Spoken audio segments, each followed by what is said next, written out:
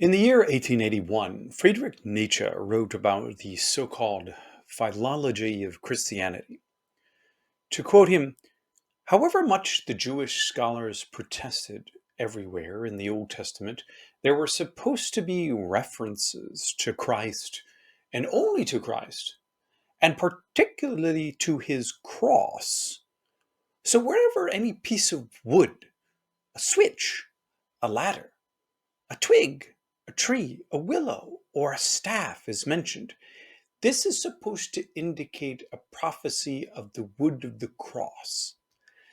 Has anybody who claimed this ever believed it?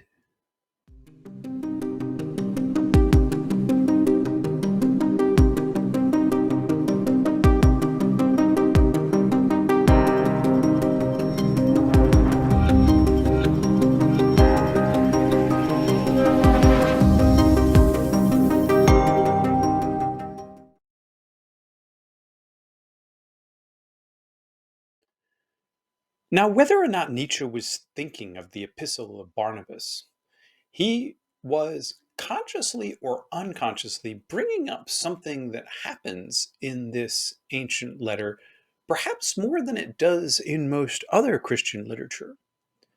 The author of this letter was on the hunt for what he called types, what we today might call parallels.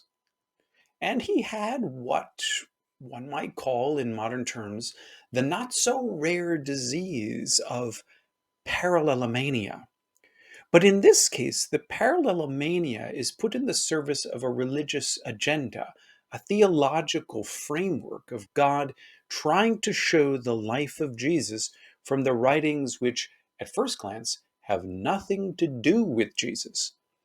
This is what Nietzsche again called pulling out the rug from under the feet of the Jews, namely the appropriation or Christianization of what is today called by Christians the Old Testament. Just to give you a taste of how this actually works in practice, we have this quote from Barnabas chapter 8. Now, what type, the author asks, do you think was intended when he commanded Israel, that is, when God commanded Israel, that men utterly sinful should offer a heifer and slaughter and burn it, and that then the children should take the ashes and place them in containers and tie the scarlet wool around a piece of wood? Observe again the type of the cross.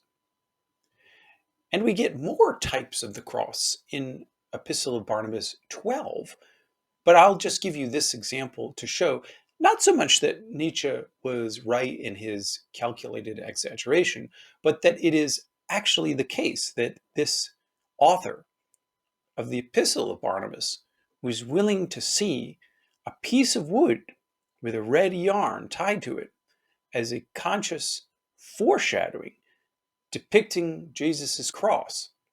And as it turns out, a host of Jewish rituals and traditions he understood as secret references to the Christian Messiah. And his revelation of these scriptural secrets is what the author calls gnosis, which can refer to any sort of deep knowledge, regardless of its content. So today, obviously, I'm going to be talking to you about the letter or epistle of Barnabas. Now, this particular letter is usually shelved under the category of apostolic fathers, but that category doesn't make a whole lot of sense. What we have here is simply an early Christian letter, like many of the letters that made it into the New Testament. But this particular letter might even be slightly earlier than New Testament letters, such as 2nd and 3rd John and 2nd Peter. So I'm going to talk to you about where this letter was possibly written, who the author might be, when this letter was probably written, and why it's important for people to understand these and other letters besides those that made it into the canon. So let's go through some basic facts. First of all, our letter is anonymous. It doesn't come with a name. And that's really important because although it's universally called Barnabas or the Epistle of Barnabas, the author never introduces himself as Barnabas, which is an odd thing to do if he were Barnabas, because that would immediately give him authority. We don't know exactly when this letter was ascribed to Barnabas, as he's known from Acts, but we know that by the end of the 2nd century, Clement has identified the author with Barnabas. But between its time of writing and Clement, again at the turn of the 3rd century, we don't know what was going on or who was reading this text exactly. The author was probably of Gentile extraction. He says that before he came to believe in Christ, he and his hearers had hearts full of idolatry, his term, and their hearts were a house of demons. Now, this doesn't really accurately describe Barnabas, who, according to Acts, was a Cyprian Jew, in which case there would never be a time when he worshipped idols as a Jew. So, this is almost certainly not the Barnabas of Acts. Another hint about the dating is that the author is aware of the destruction of the Second Temple, which took place in 70 of the Common Era, and Barnabas, if he was older than Paul, is unlikely to have lived past 70. Furthermore, he's unlikely to have lived in a time when Gentiles had come to predominate in Christian groups, and that is the assumption here. So this is certainly not the Barnabas of Acts. I think it's safe simply to describe the author as probably intentionally not naming himself. He's probably a freelance expert, that is, an expert in Judean lore and mythology. And in his day, there were no widely recognized scriptures that were distinctive to Christians. So the scriptures that he knew, his Bible, was the Septuagint, that is, the major Greek translation made in Alexandria of the books of the Hebrew Bible, which include books like Ben Sira and the Wisdom of Solomon. And he was able to quote from the Septuagint extensively and to present himself as an expert to our particular group, a group of people who followed Jesus. So he has no claims to an official church position. He doesn't call himself a presbyter or a bishop, and he even resists the title of teacher. Still, he considers himself to be an expert who brings, as he says, the perfect gnosis, and he expects his audience to wonder and to be amazed at the religious truths which he reveals. We don't know if the content of this particular early Christian writing was always in the form of a letter. It might have started off as a sort of homily or speech delivered at one particular time and then made into a letter. But in its present form, it is most certainly a letter, as is clear from the preface in chapter 1. So if we were looking at the structure of this particular letter, and here I'm intentionally being very basic, there's an introduction, a preface, and then a central body, which is chapters 2 to 17. And in this body, the central aim is to delegitimate Jewish customs via readings of Jewish scriptures. So, for instance, we get attacks on the practice of the Sabbath as it's understood by Jews, attacks on Jewish food laws, on Jewish holidays, and the motivation and plan to rebuild the temple. And basically everything that you can think of as a distinctive Jewish custom or rite is attacked, despite the fact that this author is clearly using Jewish scripture and Jewish methods of interpretation, while saying that the practice of Judaism is incorrect. And then toward the end of the letter, we have tacked on what seems to be a separate composition, which is a short presentation of the way of light and the way of darkness, which is mostly an ethical exhortation, very similar to what we find in the Qumran community rule and in the early church order called the Didache. And finally, there is a conclusion. So where do scholars think that this letter was written? Well, a lot of hypotheses have been proposed: Syria, Asia Minor, Alexandria. Of course, the letter doesn't come with a time stamp or an address. All that we know is that the first people to mention it are Clement of Alexandria around the year 200, and then somewhat later Origen of Alexandria, but also in a work that predates them. And this particular work is important. It's called the Berlin Coptic Book, which survives, as you might imagine, only in Coptic, and it's not very well known. And as far as I know, there's no official translation into English. But the Berlin Coptic Book was probably written in early to mid 2nd century Alexandria, which would mean that in the mid to late 2nd century, this author had access to Barnabas in Alexandria.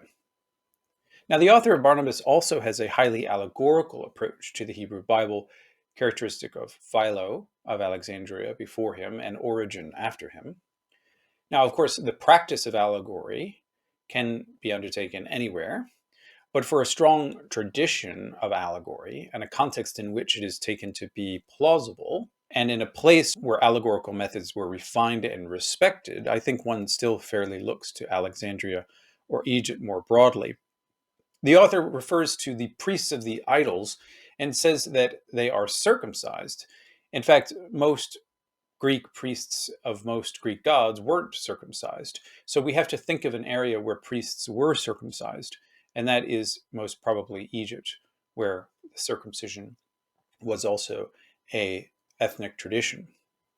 The author also refers to Satan as the black guy, and this indicates an anti-Ethiopian bias.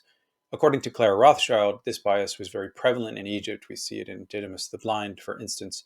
And although this tradition is disputed, we also have in rabbinic literature two characters called Papias and Lilianus, who appear in Genesis Rabbah and other places. They are said to be brothers from Alexandria, and these brothers were very active in trying to get people to fund the rebuilding of the temple, to visit Palestine, and in general, to petition the Roman government to allow the rebuilding of the temple. So they give us an indication that in Alexandria there was a Jewish contingent who was eager to help fund the rebuilding of the physical temple in Jerusalem. And since this is exactly what the author of Barnabas argues against, this again gives us a hint as to its location. So although, of course, it's possible, and others have argued, that Palestine or Asia Minor is the location of the author, I'm going to put my money on Egypt and Alexandria specifically, and I've written about this in my book, Early Christianity in Alexandria. All right, let's talk about the date. Here again, there's nothing external to the text that points to a reliable date. We certainly can't say that because Barnabas wrote it, it must be dated to the mid to late first century. That's just not true because Barnabas didn't write it. So we have to look at the evidence as it's presented in the text. What we know is that by the time of writing, the Second Temple had been destroyed, and that the audience, or some among the audience, were expecting a physical temple to be rebuilt in Jerusalem. So these plans for rebuilding were set in motion between 70 and 132, 132 being the outbreak of the Bar Kokhba revolt. So this writing is probably written prior to 132 because when the Jewish revolt in Palestine broke out under the leadership of Bar Kokhba, this was a sort of burning of the bridges with Rome, and all plans for rebuilding a distinctively Jewish temple on the Temple Mount in Jerusalem were scrapped, and Hadrian ended up building a temple to Jupiter there. And you can check out my video on pagan Jerusalem to get more details. The author of our epistle seems overtly anxious about the practice of Jewish rituals and holidays, which indicates that he was facing probably a very strong and vibrant Jewish community. Otherwise, he wouldn't be so worried about delegitimizing the practice of Jewish rites and worship. And this anxiety, or this emphasis, indicates that the author, if he was in Egypt, was writing prior to 117, when most of the Jewish community in Alexandria and Egypt more broadly was wiped out in what is called the Diaspora Revolt.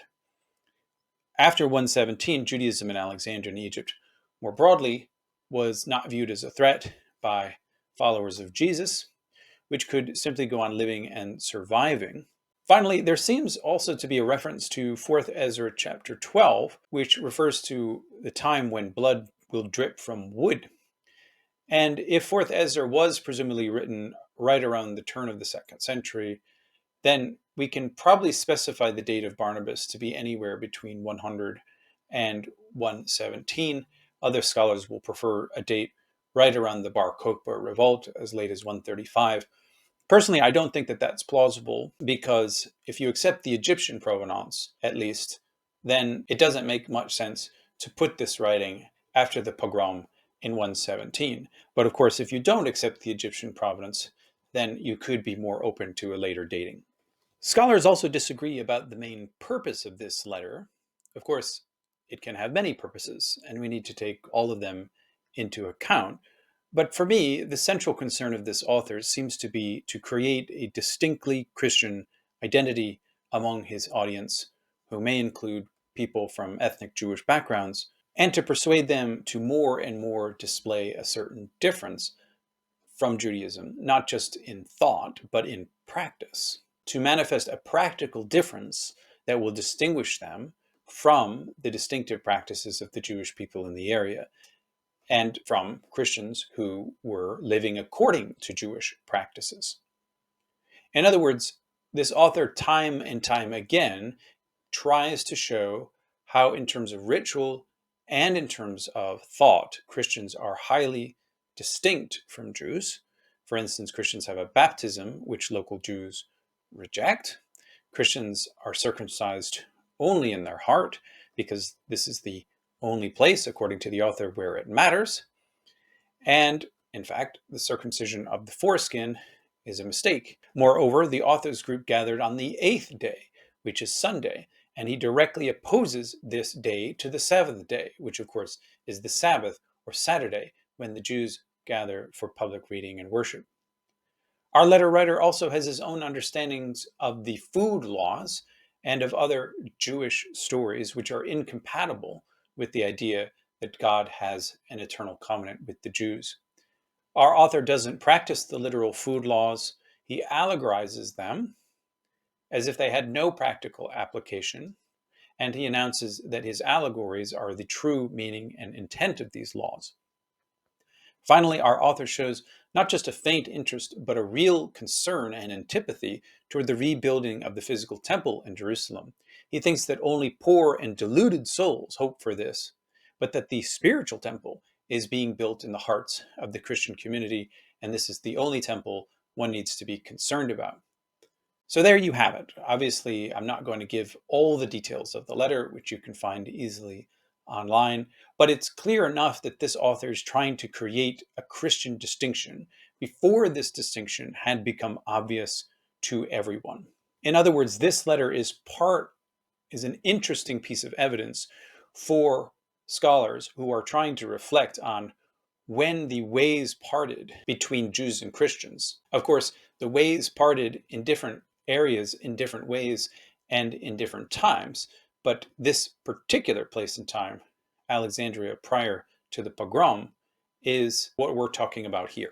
Now, for any of you who are, as I am, interested in the evil creator idea, you'll be interested to know that Barnabas says that an evil angel tricked the Israelites by sophistry. The Greek here is esophasin. He tricked them into circumcising their foreskins and not their hearts. Now, this is a very fascinating claim. Obviously, Barnabas is aware of evil angels in Jewish tradition, but the idea that an evil angel actually used trickery to convey what is known as an eternal law and ritual in Judaism, that's something that we don't see in other sources. But there are analogies. For instance, we know in Galatians 3:19 and in Josephus that it's angels who mediate the law, not God himself. And the author of Barnabas seems to be combining this idea with the other idea that there are evil angels, aka angels of Satan. For instance, Paul meets one of these angels in his ascent to paradise in 2 Corinthians 12. The idea, however, that one of these evil angels actually spoke a central law of Judaism, but was lying about how that law was to be implemented, demanding that little babies be circumcised in a surgical operation, tricking the Jews into following this practice. This is a very striking claim. And the claim here is not that Barnabas himself, that is the author of the letter, thinks that the angel is Yahweh and that this angel is evil. But it is the case that for Jewish and Christian readers, they knew of an angel of Yahweh. And this is the angel who gave circumcision to the Jewish people as an eternal covenant in Genesis 17. It's not something temporary. And incidentally, we find this angel of Yahweh demanding circumcision quite violently in Exodus 4:24-26, where he meets Moses and his family on the road and tries to kill Moses, and he's only appeased when Moses' wife uses a clay shard to circumcise her son in a bloody operation. Incidentally, the use of a clay shard to remove the entire penis was a practice known among the worshippers of Attis and Cybele. At any rate, the idea that Yahweh's angel or representative, or perhaps Yahweh himself, would try to kill Moses indicates that he's not so good after all, but he acts more or less like a mafia boss who's appeased by blood. Now, that's not how the author of Barnabas, I think, read that episode, or the episode in Genesis 17 about the eternal covenant of circumcision. But I do think that he could, along with other Christians, put two and two together. And I do think that what he says about an evil angel tricking the Israelites into physical circumcision is yet one more piece of the puzzle, explaining why early Christians in Egypt and elsewhere believed that the Judean deity was not the true high God, but a lesser Lord, and not a good one. And of course, I talk more about this in my book, The Evil Creator. And for those of you wanting to go deeper into this passage of Barnabas specifically, I'll cite some further resources in the description. I want everybody to feel free to leave a comment on this video and let me know what you think. Just please know that I answer all your in-depth questions over Patreon. It is great seeing everyone, and I will see all of you next time.